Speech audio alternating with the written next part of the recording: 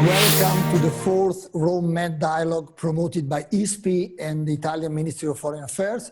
Thanks to Minister Zarif, Minister of Foreign Affairs of the Islamic Republic of Iran, for being with us today for this dialogue in cooperation with IPIS.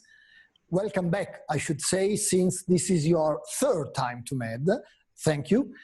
This time, Minister, we are forced to go virtual by the pandemic, but the pleasure to have you with us again is indeed real, not virtual. And let me start from the elephant in the room, the pandemic. Iran, like Italy, has been heavily hit by the pandemic, and we wish the best to Iran and the Iranian population. Which impact is the pandemic having on your country foreign policy? And with a wider view, how will the pandemic affect or change your region and the world? Well, a very good afternoon to you and good morning to friends who are watching us from the United States, from Canada.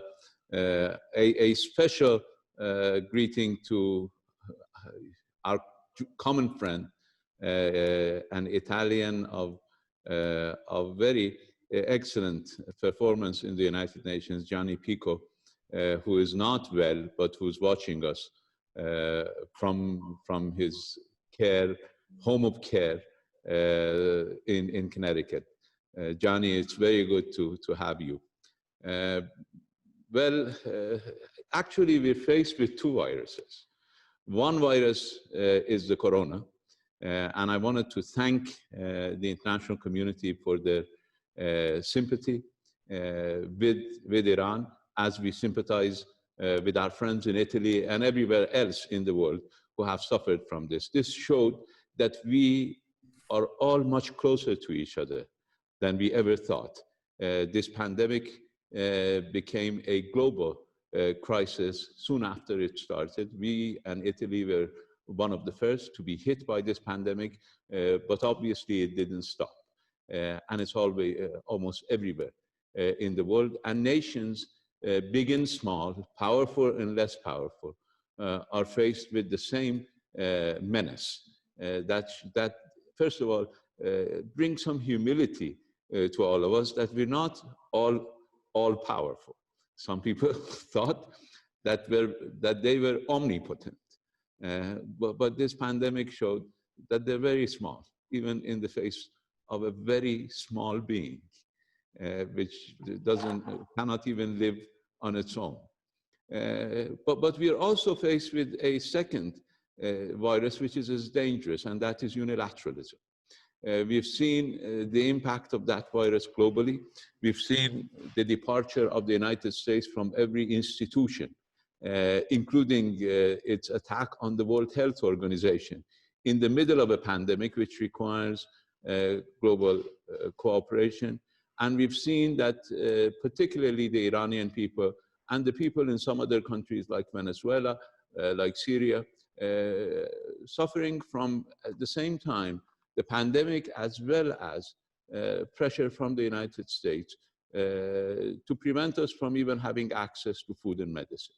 So I think it is important for all of us, first of all, to recognize our limitations, to recognize the fact that no one alone can resolve these problems, that we all need to cooperate with one another in order to resolve these problems, and at the same time understand that we all have to work together, and that attempts against one of us can lead to disaster for all of us.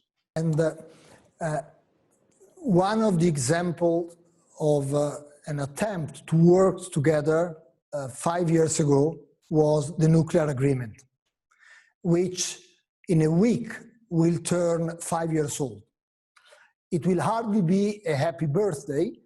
First, the withdrawal of the United States, then the Iranian gradual selective reduction of commitment under the deal, and finally, last week, Iran triggering the dispute resolution mechanism. Excellency, do you think the nuclear agreement is still alive? Well, I certainly believe that the nuclear agreement was a major accomplishment of diplomacy. It was reached through hard work and very serious negotiations. Those negotiations were carried out with open eyes by everybody. It wasn't based on ignorance of the facts, but we realized that we cannot resolve all the problems. We focused on one problem, and we believe that we found a reasonable solution to that problem. From our perspective, that was an unnecessary problem because Iran never wanted to build nuclear weapons, but nevertheless, the United States, some Western countries had concerns, and we reached a compromise. And a compromise is always give and take. We decided not to address certain issues. We decided not to address Iran's defense program.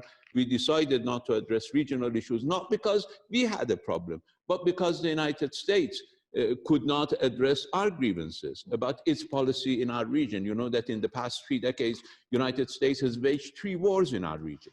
You know that the United States sells more military equipment to this region than to anywhere else. So we decided to limit by agreement, by mutual agreement, all 7 of us, or all 8 of us, the European Union, Iran, and the 6 countries of E3+3, decided to limit our focus on the nuclear deal. And we reached a good compromise.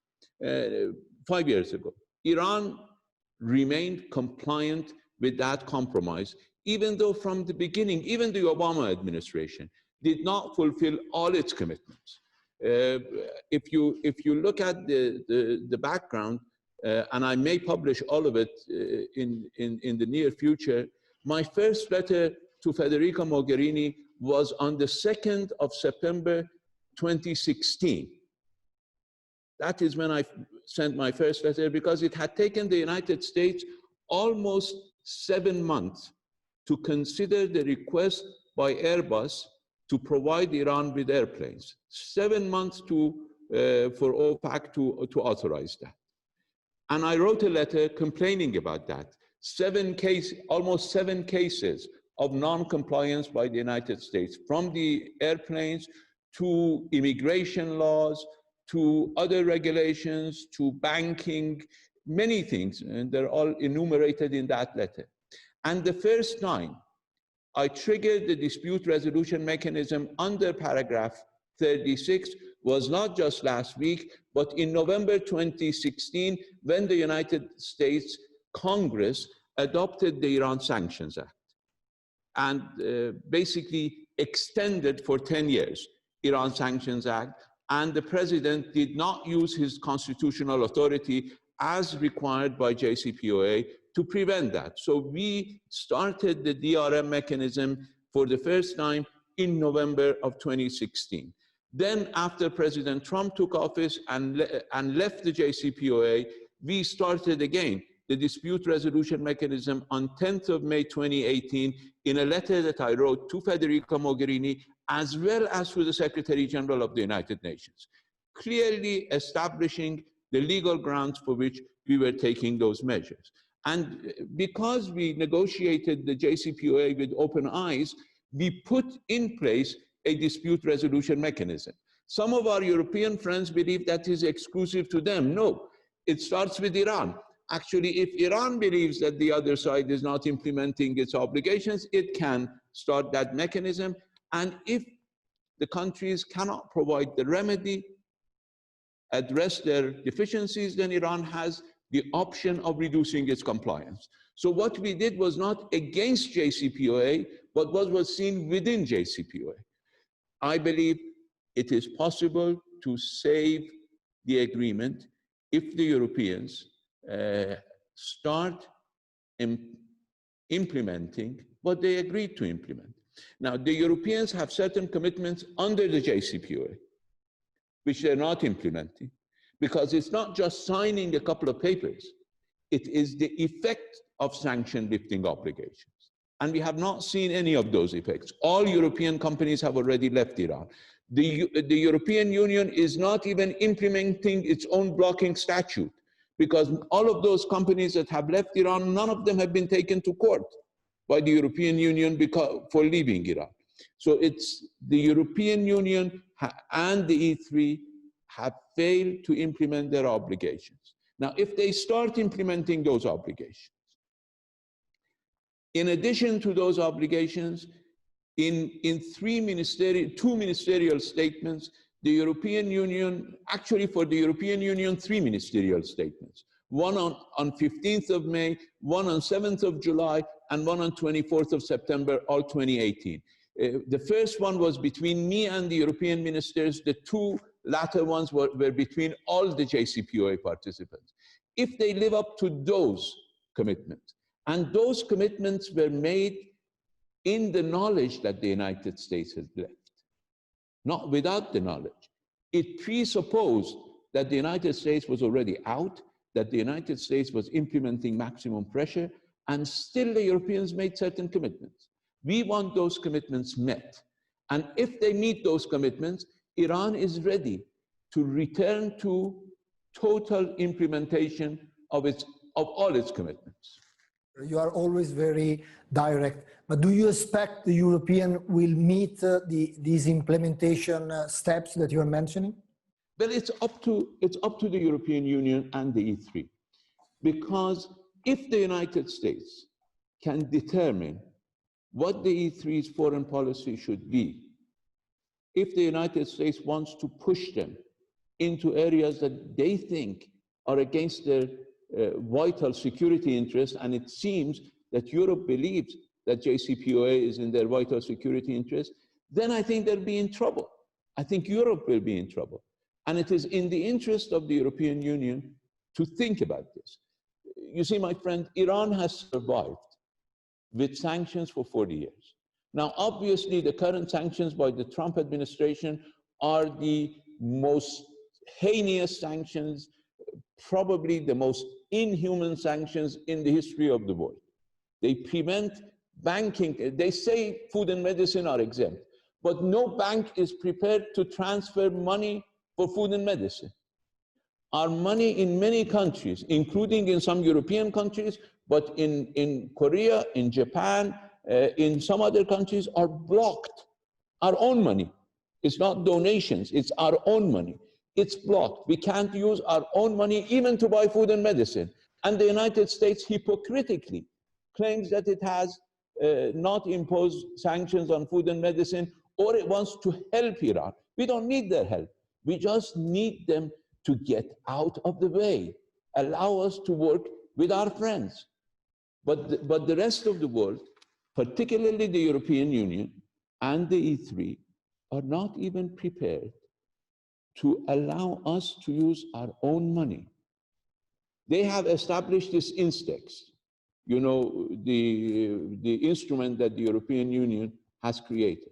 But one of the E3 owes us money, and their courts have ordered them to pay that money to us. They're not prepared. They're a member of the index, but they're not prepared to pay that money through index. They want instead to use another channel which obeys US sanctions. These are the realities on the ground. And I think the European Union must think for itself. We will survive. But would EU survive? Would the international community survive with this unilateralism virus? I think this will have some, the US election will have some impact on that. We will go back to that issue in a while, but let's stay still on the agreement, because an important part of the nuclear agreement is the end of UN arm embargo next October. And we know that the US, America is putting strong pressure on the European not to lift the embargo, saying that the end of the embargo would make Iran more aggressive. How would you respond? Well, first of all, the Europeans don't need to lift the embargo. It will be removed automatically. We knew that we could not rely on anybody to do this, so these are automatic steps. They don't need a resolution. They don't need any step. Everybody keeps quiet based on an agreement that we already made. We already made this agreement. This is an integral part of the deal. We spent a lot of time, many of my European counterparts, basically all of them, were not around when we made the deal. They don't know how much time we spent on this. Certainly Secretary Pompeo doesn't know how much time we spent on this. We spent a great deal of time on this particular issue because we had agreed not to deal with the arms issue, and that is why it was not, the sanctions, the limitations were not lifted immediately. We gave them 5 years, but the 5 years is definite, it's absolute, it cannot be changed. It's not up to the Europeans, it's not up to the United States. It's as if they want to cherry pick elements of an agreement which is already strongly placed in the Security Council Resolution 2231, which they themselves proposed and adopted. So that's not a part of the deal. Second, Iran spends at best $16 billion a year on arms, on its entire military budget. The United States is selling 3 times that amount to Saudi Arabia alone every year. Is the United States prepared to stop pouring this much weapons? And believe me, Europeans are not totally innocent. France, UK, they're all competing to sell more arms to our region, as if we don't have enough.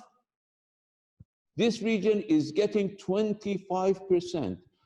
The Persian Gulf region is getting 25, according to SIPRI, 25% of all the military equipment in the world. Is Europe and the United States prepared to stop that? Let's move into Saudi Arabia. You mentioned right now. You said after the killing of General Soleimani that there were some openings from Riyadh on regional security. Did you have any follow-up? Do you think the offer is still valid and open? Well, unfortunately, we did follow up. President Rouhani sent a letter to every leader of the GCC plus Iraq, that is Saudi Arabia, Bahrain, United Arab Emirates, Oman, Qatar, and Kuwait, plus Iraq, presenting to them our initiative, which he presented last year to the General Assembly entitled HOPE, the Hormuz Peace Initiative, Peace Endeavor. Almost every member of this group of 7 responded, with the exception of Saudi Arabia and Bahrain. Saudi Arabia sent a very negative message to us, but we did not stop. We are telling the Saudis right now, I'm telling them right now, that we're open. They want a secure region, if they want a strong region, if they want cooperation against terrorism, extremism in this region, if they want to establish good neighborly dialogue, they will always have a partner in Iran. But it seems they're putting all their hopes in President Trump acting the way that Ambassador Bolton wanted him to act. And now we all see that in his book, how they are afraid of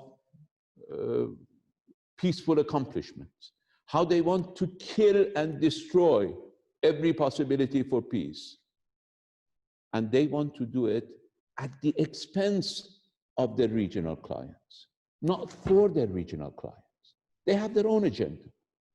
Our Saudi neighbors must realize that they're just pawns in this game, that they're not players, they're not actors, they're just paying, they're just being milked for an agenda that Ambassador Bolton was brave enough to explain in his book very clearly.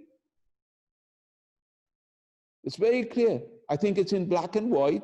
Everybody can read it, and everybody can get to the bottom of it. How they tried to push our region to the brink of catastrophe, and how they almost had a warning when President Trump decided not to go for a war. These are the realities. I think our neighbors must realize this. Some of our neighbors have seen the fact and have tried.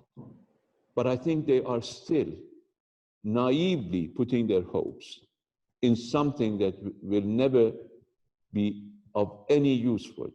But Excellency, when you open up our conversation, you said something on the pandemic, which is showing to each of us our vulnerability, giving us some humility.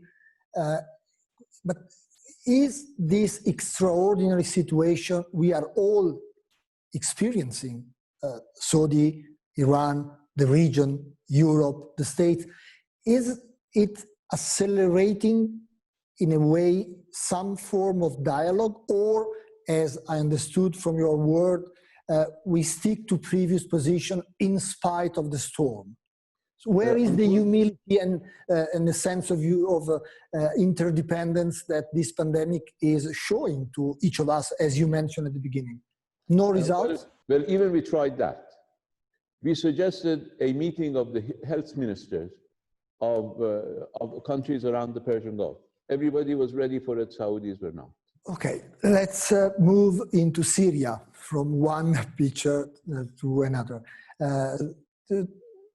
How do you judge the cooperation with Russia and Turkey in the Astana framework? Well, unfortunately, in our international environment, nothing is perfect.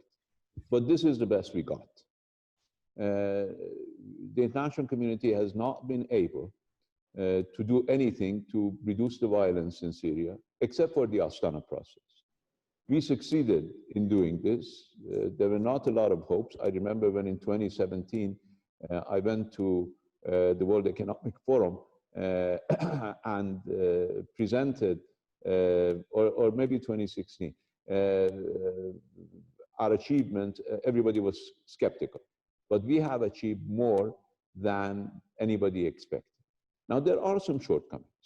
The situation in Idlib is not a pleasant situation. Terrorists are operating. The humanitarian situation is very dangerous throughout Syria. The pandemic is hurting. More well-to-do countries have made all their humanitarian assistance, even assistance to get back the refugees to Syria, contingent upon political outcomes, which will take time. But by definition, humanitarian issues are urgent, whereas political negotiations take time. We are happy that the Astana process was able to start the political negotiations. We're happy that on August 24th, the next meeting of the Constitutional Committee will be convened in Geneva again, with some hope for progress. But I don't think that humanitarian assistance to Syria can wait for all of these developments to take place. Assistance for refugees to go back home, assistance for people to go back and start rebuilding their homes, their own homes, not new homes, not resettlements, but their own homes, because Syrians don't want to go to a new place which is inside Syrian territory, but they're not familiar with. They do not want forced relocations. They do not want what would, at the end of the day, be ethnic cleansing or ethnic relocation of Syria. They want to go back to their own homes. And we should all provide for that. We should all help for that. We just had a very good, useful, and constructive meeting of the three leaders of Iran, Russia, and Turkey last week here in Tehran. Very good discussions, and there will be a meeting in person as soon as the pandemic situation allows. But we had a good exchange of views on areas that we can work together, on areas including Idlib that we may have differences. But it is important that we are working together, and we're continuing to work together, and we are committed to help the Syrians to start the political process, to continue the political process, and to reach a political settlement. 3 weeks ago, Ambassador Peterson, and of course we discussed Syria in details, and the feeling we got from the dialogue with him was that he was quite positive on the slow evolution of the political process that you mentioned. Something is moving, but not that optimistic on the return of refugees in the short run. Of course, now it's impossible to travel anywhere in the world, so that's clear. It has to do with the pandemic. But my feeling in the dialogue with him was that it will be, in spite of what you presented or you mentioned as a good process in Astana, that result is still far away in the future. Would you agree? Well, it requires work by all of us. First of all, we need assurances for the refugees to go back. But we also need encouragement for them to go back. There are complaints from certain regional countries that they're not being encouraged to go back. That some agencies, some private agencies, some multilateral agencies, some individuals, maybe even dissuading them from going back. I think we all need to set aside our political differences, our political considerations, and use international community, use international assistance for this humanitarian purpose.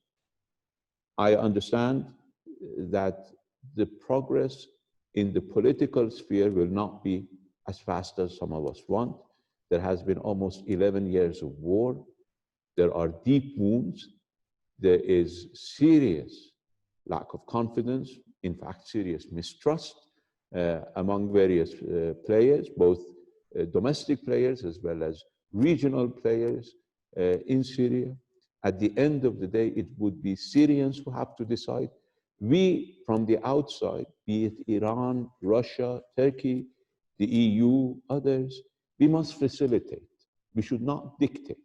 We should not have preconditions for peace in Syria. It should be the work of the Syrian people with their government to reach a solution. And I think if we move in that direction, I know that people have differences of views. People may even have strong feelings. Some of our compatriots have been murdered. But we need to find a peaceful solution. Syria cannot go on fighting like this just because some people outside Syria may have different political agenda. Everybody would agree with what you just said, that the situation cannot go on, but we don't see a good future in the near future. But some of let's start on the 24th of August with the Constitutional Committee, yeah, and help it move forward. This was one of the key points that Peterson made in his statement. Many Syrians are in Lebanon and in other countries. And Lebanon is suffering the worst economic crisis in decades. And also, we have seen, and we are seeing now again, waves of protest in the country. Do you think this could undermine Hezbollah? Well, you see, the United States is using economic war, in fact, economic terrorism, to put pressure on anybody they don't like. Now, it has been proven in Iran that economic pressure will serve a sarcastic option, a sadistic option of hurting people. But it won't change policy. It won't change people's allegiances. If anything, it would strengthen them. I think the United States must realize that. Are they about just putting pressure on innocent human beings, be it in Lebanon, in Syria, in Iran, elsewhere? If they want to change a policy, believe me, they're going the wrong way. The exact opposite always happens. But if they want to hurt people, that's what they're doing. I remember Secretary Pompeo once said, if Iran wants its people to eat, it has to obey us. That wish will never materialize. People have more self-respect. Countries have more self-respect. Populations have more self-respect. The United States will not be able to achieve its goals by economic terror. Of course, the people of Lebanon are under huge pressure. And I think it is the duty of the international community for a country that is hosting almost as many refugees as its population to come to the assistance of Lebanon. People should not be complacent about what the United States is doing to the people of Lebanon. I think Europe has a duty to come to assist Lebanon. I think Europe has a duty to observe and implement its obligations vis-à-vis the Iranian people. I mean, complacency in the face of bullying will, you remember the bully in your high school? Once they start kicking the smaller boy in the class and you don't resist it, they will go higher and higher and higher. Believe me, a bully will never stop. Complacency will never stop a bully. Minister, I do remember bullying in my school, yes. Let me turn to some questions from our audience. We have an international and wide audience following our dialogue. The first question I'm taking from the audience is the following. 2 weeks ago, the Iraqi authorities arrested 14 fighters of Kataib Hezbollah, which the US had accused of firing rocks at bases hosting US troops in Iraq. Do you see any long-term implication for the relationship between Iran and Iraq? And do you see this as a signal that the new Iraqi prime minister is somehow listening to US pressure? Well, I know that the United States is imposing pressure wherever it can. That has been almost an inseparable piece of US foreign policy. But Iran and Iraq are connected with strong bonds. We have a long border, we have a long history, and we have a lot of commerce.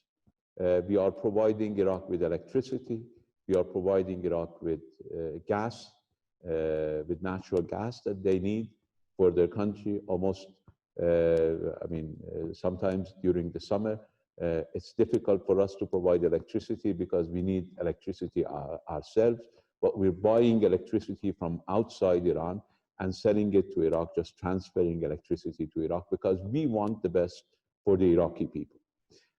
And we have fought with the Iraqis against Daesh. General Soleimani was a hero in Iraq. As you remember, when the United States attacked General Soleimani, it not only killed our hero, it also killed an Iraqi official commander who was a member of the Iraqi government.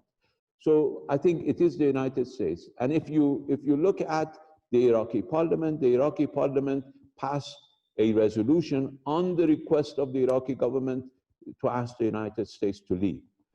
I think it is important for the United States to look at these realities and to see that they're not welcome in this region, that their presence in this region has caused chaos, has caused disaster, has caused terrorism. We have worked with the Iraqis, we will continue to work with the Iraqis. We may have here and there differences of views with the Iraqis, as we have differences of views even within the country. That's only normal. But I believe the mishap 2 weeks ago has been resolved within the Iraqi establishment itself, and we hope that various Iraqi institutions of government can work together in cooperation and in peace. I have now a question on Israel coming from the audience. Israel could soon, as we all know, annex part of the West Bank. Many analysts say that that would be a gift to Iran. Do you see it in this way? Not really, but we don't take advantage of the misery of the Palestinians for political gains. It's a huge catastrophe for the region. I think over the past several years, with the blessing from Washington, things have happened in our region that have been really catastrophic. But it has shown also to our region that the United States is not a reasonable broker. that the United States is supporting the aggressor, that the United States even is going beyond the aggressor's requests, and is therefore further complicating the situation, which is already complicated in the region. We have our own solution. Our solution has been democracy, a referendum. That's the solution that Iran has presented. But even the two-state solution that others have been following, the actions by the US government and by Israel have totally undermined the entire base of that solution. As I said, we don't agree with that solution. We have been proven right, and we believe that the democratic solution for Palestine will be the best solution. But even for those who follow the two-state solution, the policies of the United States, particularly the current administration, have almost demolished any prospect for that. Minister, since you never mentioned in your previous answer United States, we should now move a little bit into United States because in the election. You have said recently that President Trump has strong chances of being re-elected this year. I guess most likely this is not your hope. Should that be the case, what would Iran plan to do? And if Biden were elected to be president of the United States, would you expect any major changes in the months to come? Now here I'm speaking as an analyst, and usually analysts don't have a crystal ball, only pundits do, and I'm not a pundit. I look at the changes in the base support, and when I made that statement, I thought that President Trump's base was still solid. Now I have some doubts. In the last 2 weeks, things have happened that as analysts looking at it, including Mr. Bolton's book and other revelations, and particularly the corona issue, that have undermined a bit the base that President Trump has. But nobody can predict. The United States elections are extremely difficult to predict. Now I put back my hat as foreign minister and not as an analyst. And I tell you that for Iran, it doesn't matter who's sitting in the White House. For Iran, the behavior matters. Respect for international agreements matters. Compensation of Iranian people for the damages incurred over the last 2 years. Huge damages were incurred on the Iranian people just for the personal satisfaction of some people. Again, I refer you to some references in Ambassador Bolton's book, that it was just personal aggrandizement at times, the belief of a certain person, or the motivations of certain people around President Trump that has led to huge losses, economic losses by the Iranian people. So what is important for anybody in the White House is to compensate the Iranian people for the damages incurred on them by a US government. We don't sign agreements with President Obama or with President Trump. We reached an agreement with the government of the United States. The man who was sitting in front of me was not a representative of the Democratic Party. He was the Secretary of State of the United States. Now, the United States government, in international law, governments inherit the commitments of the previous government, even after revolutions. And I don't think in 2016 we had a revolution in the United States, although President Trump may want to see it that way. We just had a change of government. And we will have a change of government in a few months.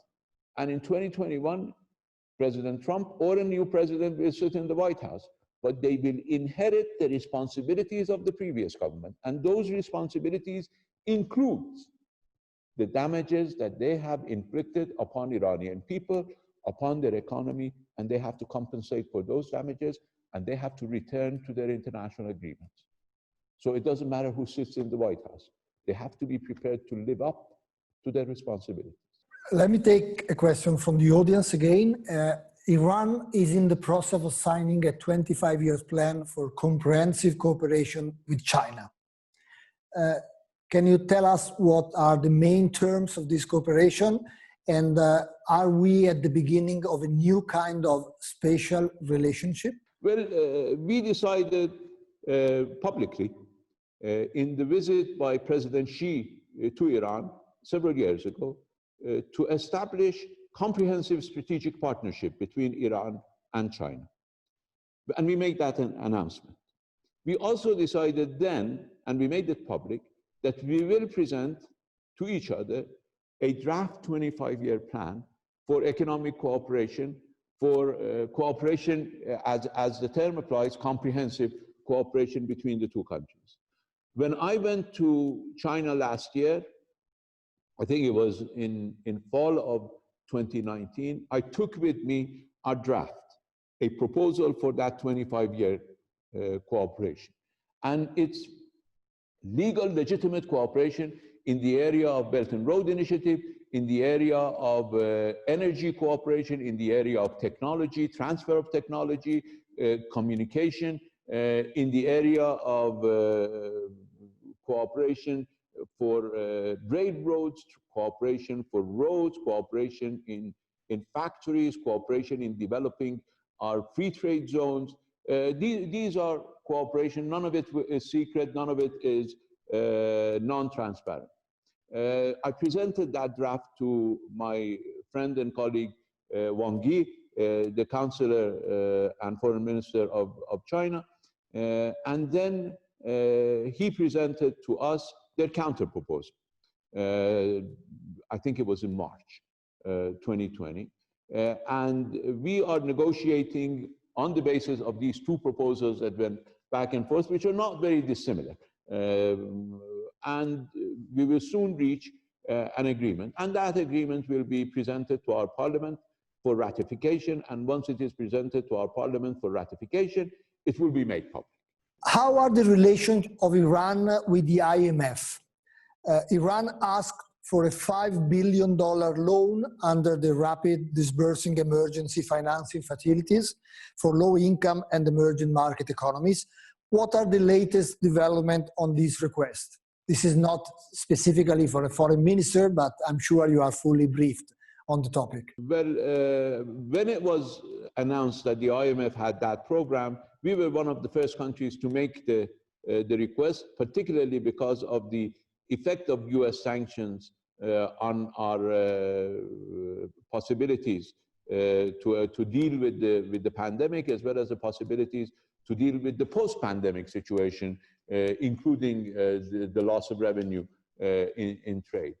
Unfortunately, because of the United States pressure, and that pressure has been very transparent, I think the United States, this government in the United States, is doing transparently what previous government did behind the scenes. And it has the audacity to go out and say that we're doing this. So it's a very, transparent bullying. That's what it's doing. And for that reason, the IMF has not yet come up with a decision.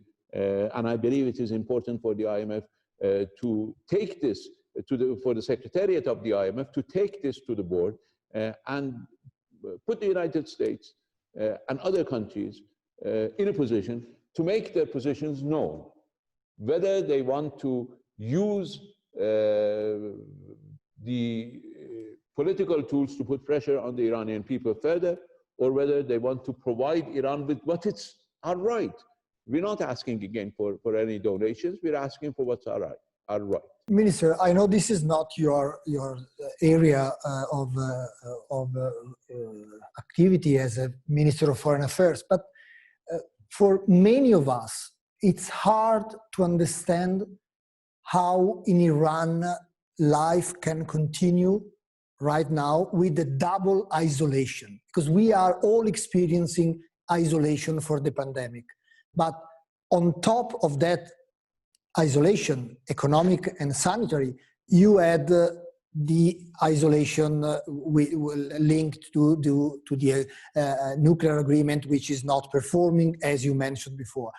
how has the life of people in Iran changed in the last few months? And how is the government trying to support? I mean, all over the world, governments are trying to support vulnerable people in our society.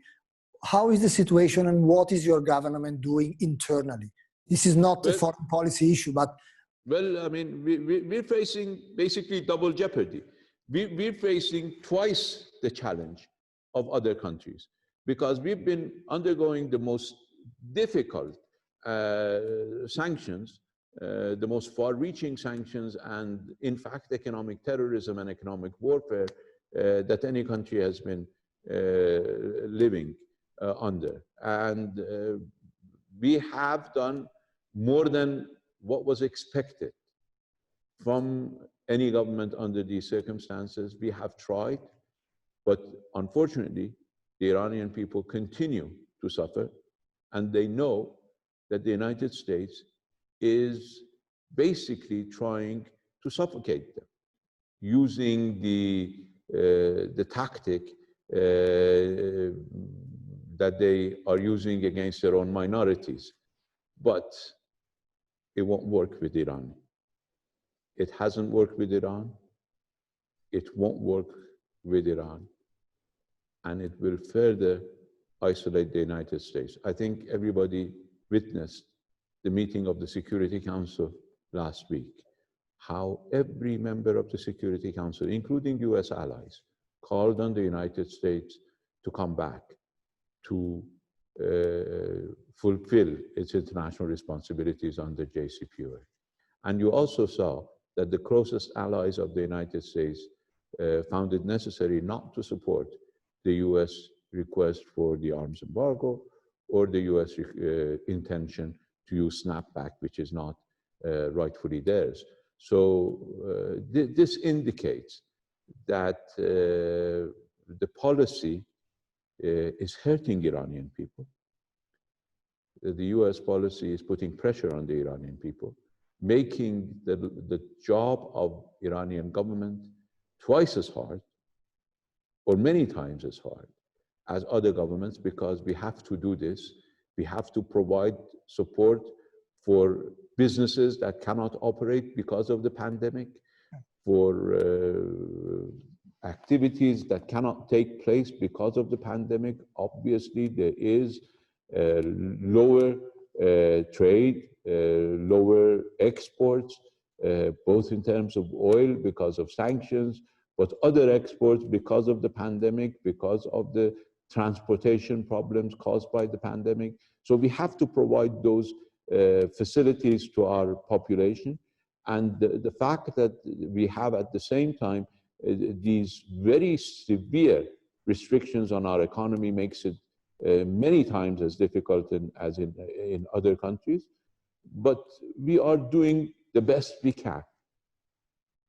And I think the Iranian people understand that their government is doing the best they can. Thank you, Minister. I have two more questions from our audience. One is, what is the position of Iran on Afghanistan? And the second one, what is the position of Iran and your comment on Libya? Well, on Afghanistan, we have been very active in bringing together the two presidential candidates who were finding it difficult to reach an agreement. We sent our special representative to Kabul, and I had 3 times telephone conversations with both President Ghani and Dr. Abdullah. Thankfully, through our efforts and the efforts of others, they were able to form some sort of a compromise. Now, it's a fragile compromise. There are differences of views within each side, but we hope that that would go forward. The task at hand right now is to help to facilitate an intra-Afghan dialogue between Taliban and all other groups, including the government of Afghanistan. And we are doing our best.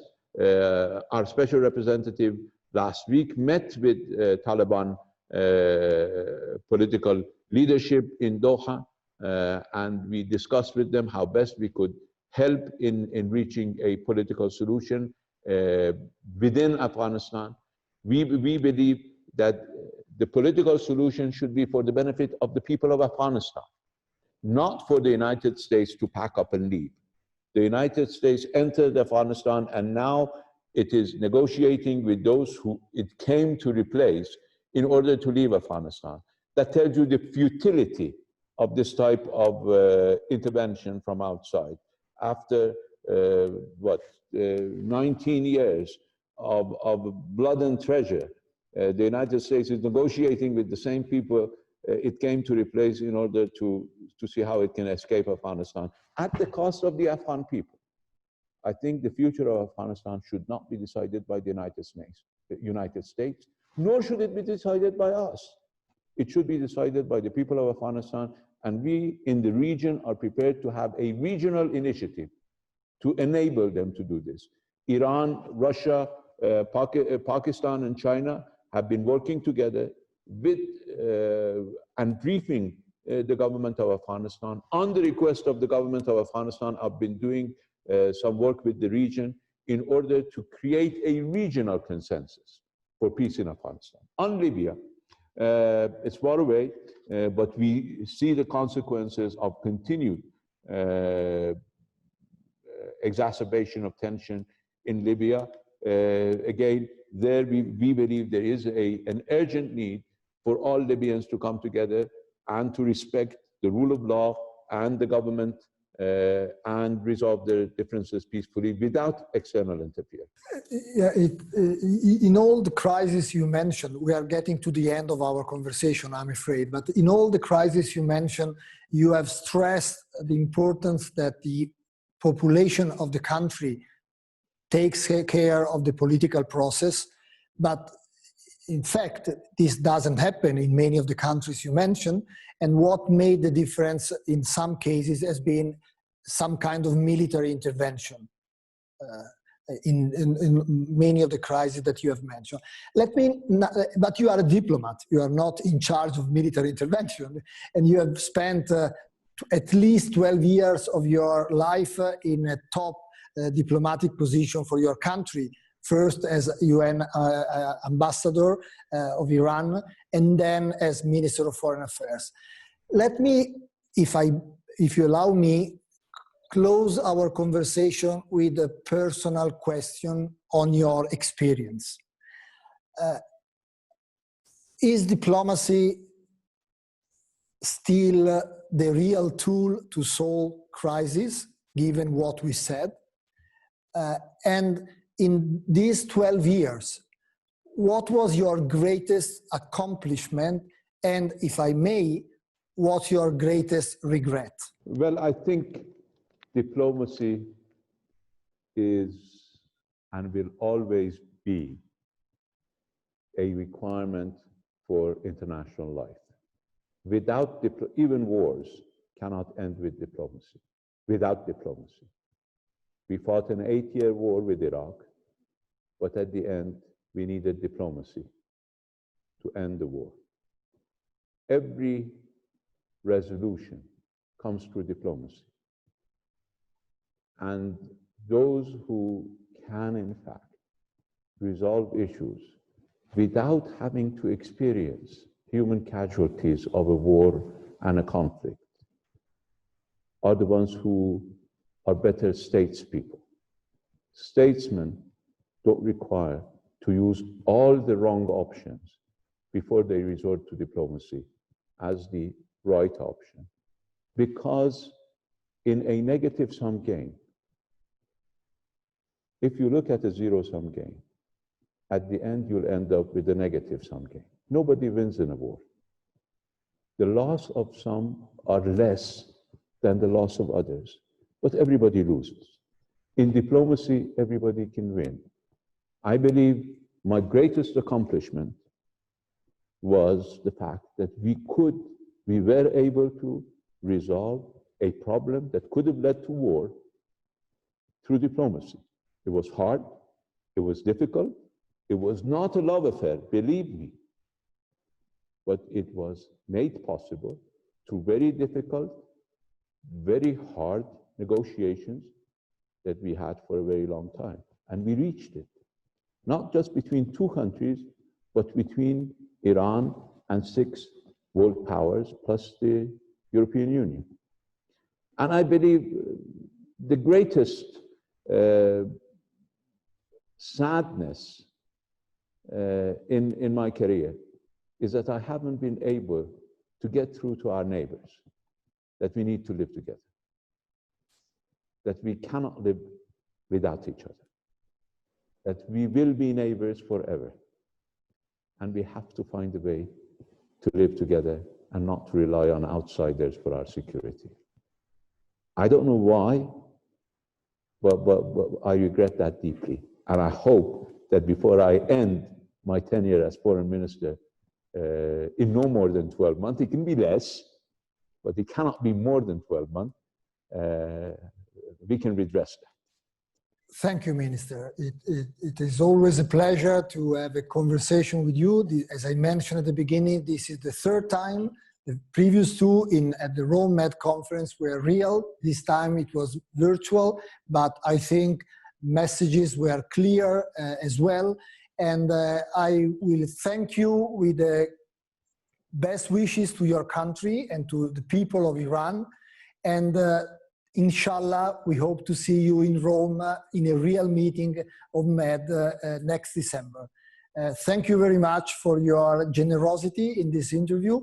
Thanks to IPIS for having helped and promoted this event today. And see you in Rome in December, possibly. Thank you very much for your hospitality, virtual hospitality. I look forward to seeing you in Tehran or in Rome. And thanks to all the audience for participating in this. Thank you very much, Minister.